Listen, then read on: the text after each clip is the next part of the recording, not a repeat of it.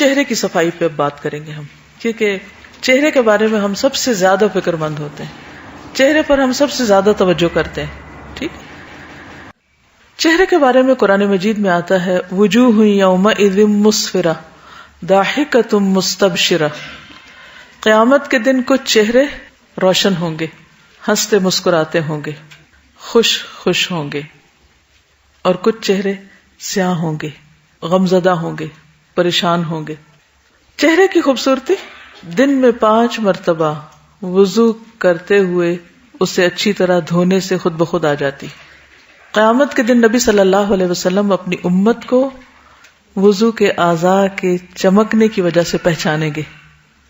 جو شخص یہ چاہتا ہے کہ اس کے چہرے کی چمک بڑھ جائے وہ کیا کرے؟ اچھے طریقے سے وضو کرے، خوشی سے وضو کرے، وضو کا اہتمام کرے، وضو کو اپنے لیے بوجھ نہ سمجھے.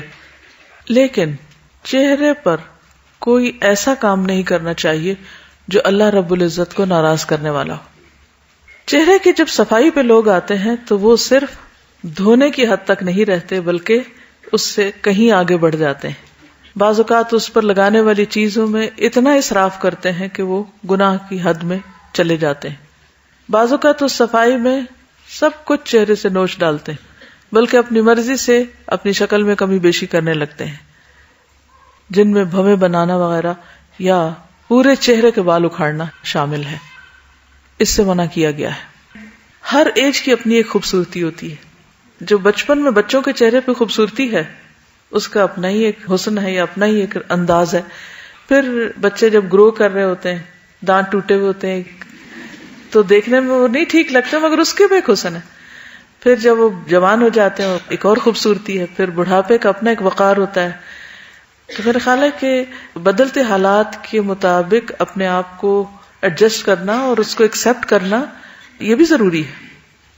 بیماری کا علاج اور اس کے اوپر رقم خرچ کرنے کا تو جواز ملتا ہے، لیکن اپنے جسم کو ایسے تجربات کی نظر کرنا اور پھر اس میں اس طرح کی تبدیلیاں کرنا درست نہیں.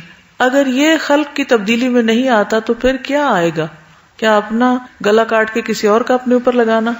یعنی خلق کی تبدیلی جس کا قرآن میں ذکر آیا ہے وہ پھر ہے کیا اگر یہ نہیں؟ تو ایکسپینسو پروسیجرز بھی ہوتے ہیں اور یقیناً ان کے سائیڈ ایفیکٹس بھی ہوں گے، کیونکہ نیچر میں خلل جو ہے وہ انسان کو ہمیشہ کاسٹلی پڑتا ہے.